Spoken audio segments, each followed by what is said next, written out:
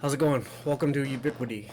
So this is our first real module. There's two introductory videos. Please go back and watch those. They're pretty critical to the program. So I will work on this video thing. It turns out when I'm loading it up, it's degrading the video quality, and I understand that. I'll get that figured out, and probably re-record these videos. But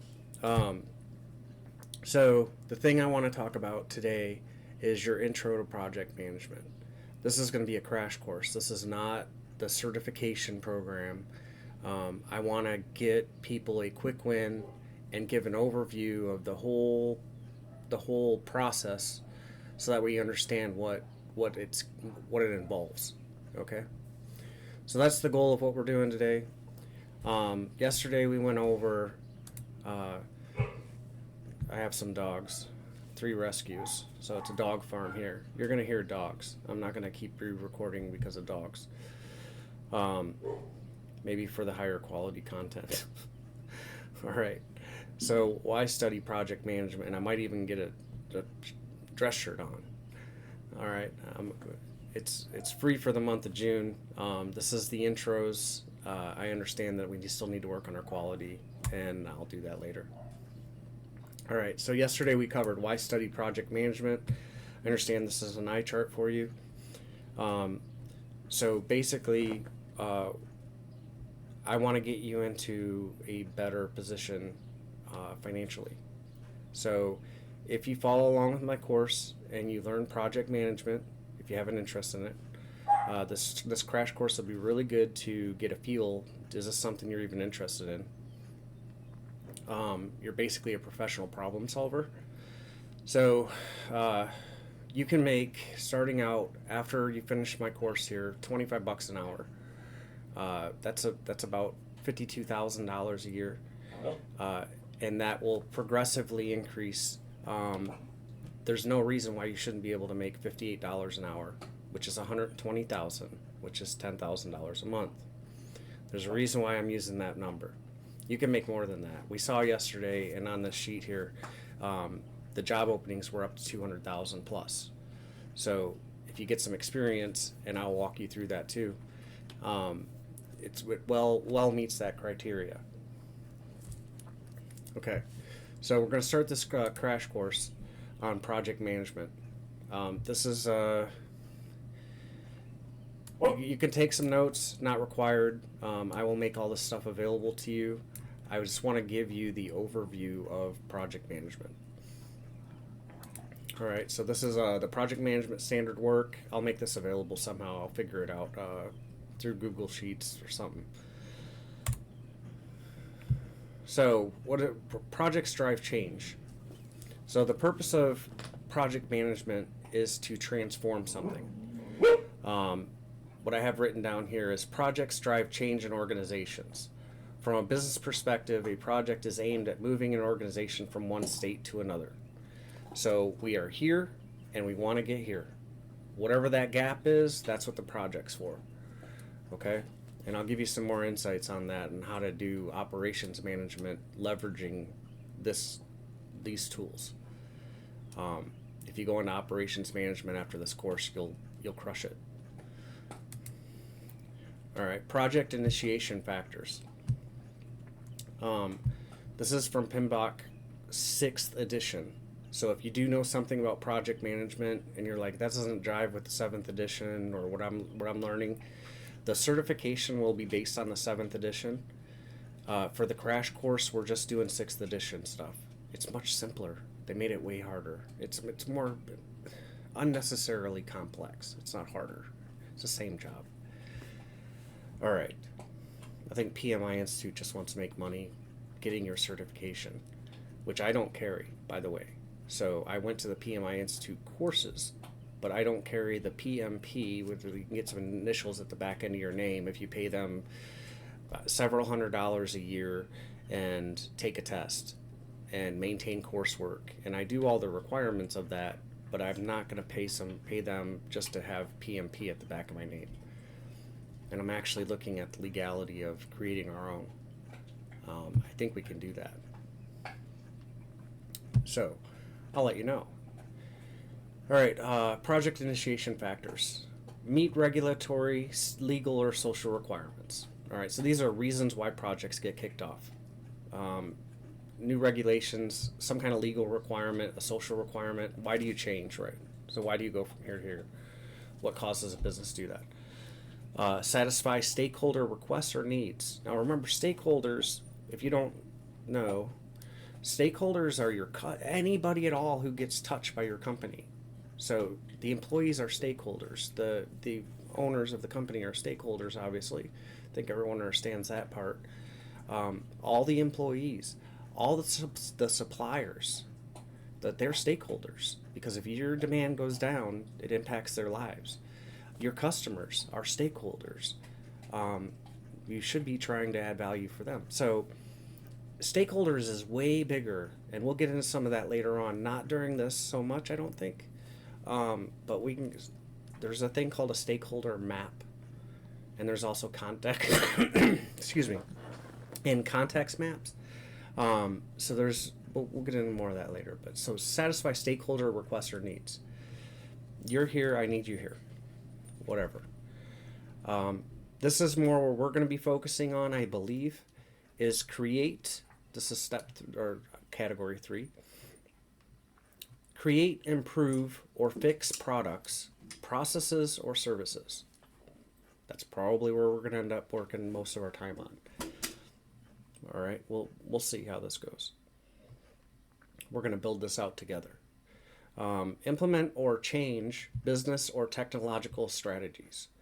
Okay, so take for instance, and one of the reasons why I chose project management first is because this is going to become in high demand. All right, it already is in demand. I showed you the numbers yesterday. So there was how many thousands? 75,000 openings.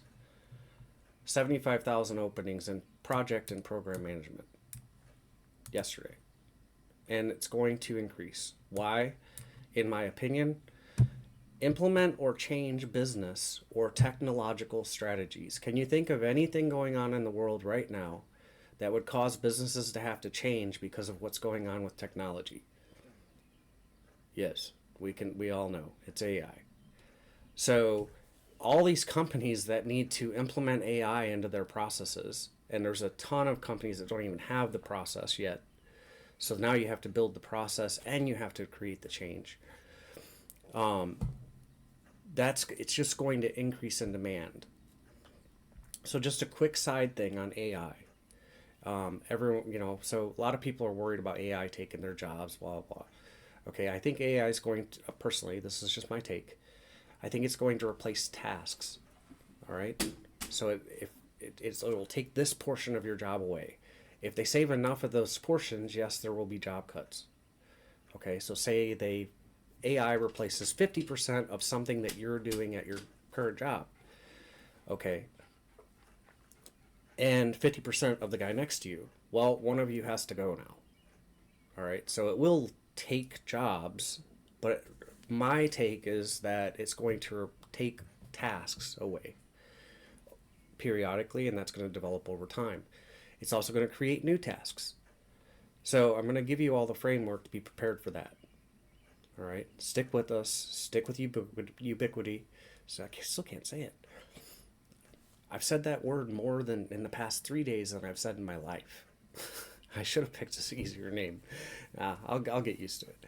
Anyways, I like the meaning of it. All right. So implement or change business or technological strategies. All right. We'll go on more about AI later. Let's get through these slides. All right. So project management process groups. This is 6th edition. All right. This is much more clear than 7th edition. All right. Now, you need to know 7th edition if you want to go get that initials at the back end of your name. I'll teach you both. This is the easy way, in my opinion. Plus, I know it better. It changed in like 21. All right. So, initiating process group. So, there's several stages of a project. There's an initiation phase, a planning phase, executing phase, monitoring and control, and closing. All right, that's it. Real simple. Initiate it, plan it, execute it, monitor and control, and close it. All right, and I'm going to show you how to even make that simpler. Project management knowledge areas. All right, so there's within those categories, those are the umbrellas, right? So different processes. The categories, the project management knowledge areas is how they refer to it, is project integration management. It includes the processes and activities to identify, define, combine, unify, and coordinate the various processes and project management activities within the project management process groups. Okay, so it's just project integration. It all integrates. Simple enough.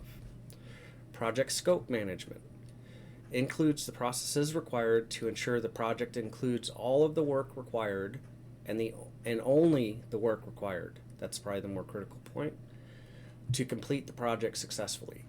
So it's called scope creep, is what you're really trying to maintain. Customer wants to add a new feature. No, that wasn't part of the scope. Often, customer will call up and they'll say, "Hey, I have this document I get from this vendor, and I want it stored in your system. Can you have somebody scan this for me?" If that type of administrative task is not in your scope of work, no, I mean, yes, you can do it for them, but you need to figure out how much it's going to cost. Because you're adding onto the scope. So the scope of work, which we'll teach all that later. So it includes the processes required. What does the customer require? Customer critical to quality is what I use, Lean Six Sigma, not necessarily project management, but it can be blended. So the scope, okay? Project schedule, pretty obvious. I think you all understand that the idea of a project is you got to meet a deadline, right? Project cost management, straightforward enough. You have a budget, stick with it. Problem is when, well, we'll get to it later. All right, so the schedule thing here says, I'm reading it because you can't read when this gets encoded, the quality of it goes down pretty bad. Project schedule includes processes required to manage the timely completion of the project. All right. Project cost management includes processes involved in planning, estimating, budgeting, financing, funding, managing, and controlling costs so the project can be completed within the approved budget. Okay, pretty straightforward. Project quality management includes the processes for incorporating the organization's quality policy regarding planning, managing, and controlling project and product quality requirements to meet stakeholder expectations. Okay, it's quality control. This can be a course on its own. I can definitely go there. We're not going to. We're going to go quality light. All right. Project management knowledge areas. This is just continued. So there's 10 of these in the 6th edition. Project resource management includes the processes to identify, acquire, and manage the resources needed for successful completion of the project. It's your resources. How do you identify, acquire, and manage the resources? The budget, the physical materials, the people. All right, man, method, machine is one of the things we use. Project communications management. Now, this is absolutely critical. We will deep dive into communications. Communications is if you can get communications planning in your business done right, you're going to crush your competitors. Communications is a critical thing. So includes the processes required to ensure timely and appropriate planning, collection, creation, distribution, storage, retrieval, management, control, monitoring, and ultimately disposition of project information. In project management, it's only concerned about the project, okay? Communications planning on a broader scope is extremely powerful. Okay. Project risk management. A lot of businesses are doing more of this lately. For instance, in aerospace, they went from AS 9100C, which was a quality document and regulatory, and they changed to 9100D. The only real change between the documents was the how you manage the risk. It's not really that hard. It's just an added requirement. So we will do some risk management. It includes this. Everyone's leaning this direction, so it's not like, well, I'm not going into aerospace. I don't need this. To be a project manager, you need to understand all of these very deeply. Includes the processes of conducting risk management planning, identification, analysis, response planning, response implementation, and monitoring risk on a project. Okay, it's not as hard as it sounds. Project procurement management includes the processes necessary to purchase or acquire products, services, or results needed from the outside the project team. Your company's going to dictate this. All right. So the company that you're working for, you're going to follow their procurement process. We're not going to spend a lot of time on procurement. For the purposes of this crash course, I'm just going to say here's your resources. Now use them. Okay. Project stakeholder management. Again, another critical piece, includes the processes required to identify the people, groups, or organizations that could impact or be impacted by the project, to analyze stakeholder expectations and their impact on the project, and develop the appropriate management strategies effectively engaging stakeholders in project decisions and execution. All right, so I know that most of you have worked somewhere and they have done a software rollout. And they just went live and said, figure it out, right? They did not have a project team doing stakeholder management. All right. So nobody was paying it, or if they did, they were really bad. So how could it impact or be impacted, right? So you have to involve those people in your planning. And we'll get into more of that later. I know that seemed like a lot. Really, it's not. That's where you're going to live in project management. There's the 5 project process groups: initiating, planning, executing, monitoring and control, and closing. Okay? And then there's 10 categories from which they bucket everything: integration, scope, schedule, cost, quality, resource, communications, risk, procurement, and stakeholder. And that's 6th edition. If you're not going to be a certified PMP, you don't need to worry about the difference. This is a workable method. It was used for a long time. They just made it more complicated. All right. So now we get into our project. This is a standard work document. So now you have the categories and process groups. All right. So this is a standard work template. If you get a job as a project manager and they don't have any type of templates, this template would suffice to get you to design your project. These are the things that will be contained in the next section. I'll do the work. All right. So we're initiating the Ubiquity Project Management Office or Program Management Office after we have more than one project. All right. Under this program, we are launching the following project. This is the template. I'll fill this out for our next course. All right. So you get to pick a name. I prefer to have the team pick the name. It's a good, fun exercise to kind of kick off in the intro. Identified benefits. All right. So I can get into this in a deeper level later. Um, the the project that I have in mind it's it's not that critical. All right. All right. So project kickoff meeting agenda. So this is the way you would kick off a project. You do an intro meeting, welcome and introduction. These are just recommended. Welcome and introductions. Have everyone introduce themselves. Briefly explain your role and expertise in project management. You'd do a project overview. Provide a high-level description of the project. Define the project's goals and objectives. Explain why the project is important and how it aligns with company objectives, and share your vision for the project's success. This is like a precursor for what we'll be doing tomorrow, because I'll fill all this out. Project scope. Define the project scope, including what is within and outside of the boundaries. Discuss any specific deliverables or outcomes expected from the project. Pretty straightforward.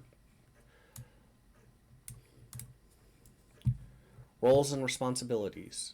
These are going to be pretty limited for us. Outline the roles and responsibilities of team members. Since I'm kind of doing this in a vacuum, that's going to be pretty limited. Emphasize how each team member contributes to the project's success. Encourage questions and clarifications about roles. So, typically what you're doing there is you're assigning people tasks, or I need to think of a good example for you guys so we can stay consistent. You're in a very small manufacturing company. Your project is going to impact operations. Operations needs to have somebody on that project, but they're not going to want to do it because it costs them production. So they're going to give you maybe a guy 1 hour a week or 5 hours a week that's going to be on the project. So what you're doing there is you're describing how you're going to be using him. He's going to be attending this meeting, and then on Wednesdays at 3 o'clock he's going to be doing this. So that's what that's all about. Project timeline and milestones. Present a preliminary project timeline. The more precise you plan this, the better for the kickoff meeting, because you're going to be setting expectations. If you overpromise here and fail, people are gonna get used to. We'll take software projects again. Software projects always run over their timelines. I've never been in a software, other than ones I've managed, I've never had a software project get implemented by the date they said it was going to. I don't understand. They just need to get more realistic with their timelines, or stop allowing scope creep. There's no need for that. If planned correctly, you can create a good timeline that allows the buffers, and we'll teach you all that down the road. Highlight key milestones and deadlines. Phase gates is another way to say that. It depends if you're using agile project management or waterfall or lean. We're going to be using more of a lean approach. So project management light is what we're going to use. Discuss the critical path and dependencies. We'll get into that later. Project communication plan. Explain how communication will be managed within the team. Discuss the frequency and format of team meetings. Share tools and platforms for collaboration. Well, since we're all here on Ubiquity's community, we will be communicating through this community. Now, if you say you finish the course, you get a job, and you have some proprietary type information that maybe you need some help with, we'll take that to like a Teams or somewhere where it can be safe. Okay, so, but that's not for this project. For this project, we will be using the Ubiquity classroom and the message boards. Project risk and mitigations. Identify your potential risks and challenges associated with the project. Discuss strategies for risk mitigation and contingency plans. and encourage team members to contribute their insights. So, if you've ever been if you're worked anywhere, and you've been involved in when they were doing some kind of change management,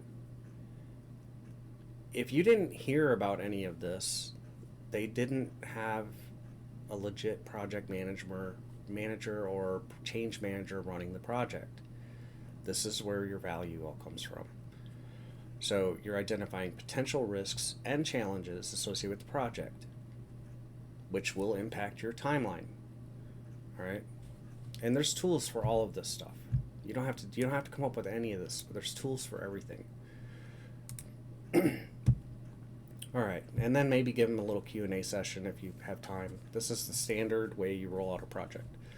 Open the floor for questions, concerns, or suggestions. Encourage an open and transparent discussion.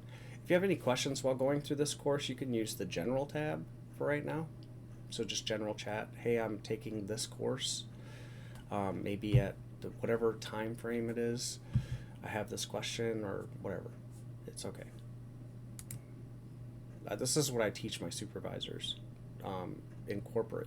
So this is actually my slide deck that I use to teach supervisors in Fortune 500 companies. All right, next steps and action items. All right, go over next steps. Summarize the key takeaways from the meeting. Assign action items and responsibilities. Set a date for the next project meeting. And closing remarks, whatever. It's not that critical. And then there is a sample checklist here, just so you can kind of, did I take care of all this stuff or not? All right. So, next steps and action items. So we're summarize the key takeaways from the meeting. So we did the project management core groups. All right. Initiating, planning, executing, monitor and control, and closing. All right. A lot of people forget closing. It's really important if you're dealing with a lot of projects. And that way you leave a record for the next project manager to look at it and go, oh, that became a problem. So you can identify organizational trends and problems within the organization that you can continuously improve, right? And then the core areas of project management, since this is 6th edition, I don't want you to spend too much time beating this up, but they are integration, scope, schedule, cost, quality, resource, communications, risk, procurement, and stakeholder management. All right. You do need to know those if you're going to get into this field. If you're going to go to an interview, you need to know. So you may want to study them pre-interview stage. All right. And so we talked about questions and actions. The next module, I'm going to fill this out. Oh, I'll give you your initiation. All right. So how does the initiation step work? I think I can go here. Nope, it's not there. Because you're, as a project manager, you're not going to initiate the project as a project manager. As a program manager or a director, probably. But somebody else is going to give you the, I need this done. So I'm going to give you the I need this done for the next module. All right. So I'm trying to find where it's at. Okay. Initiating process group. All right. I'm going to play the role of the change management team, whatever, CEO, all right, so your go-get for this project, what are we going to do is we're going to do it together. This is what our project is all about. So I want you to figure out, I need a project to transform I'm just taking notes so we have it for the. I got to build this out. Project to transform our revenue from 0 to $10,000 a month on our school platform.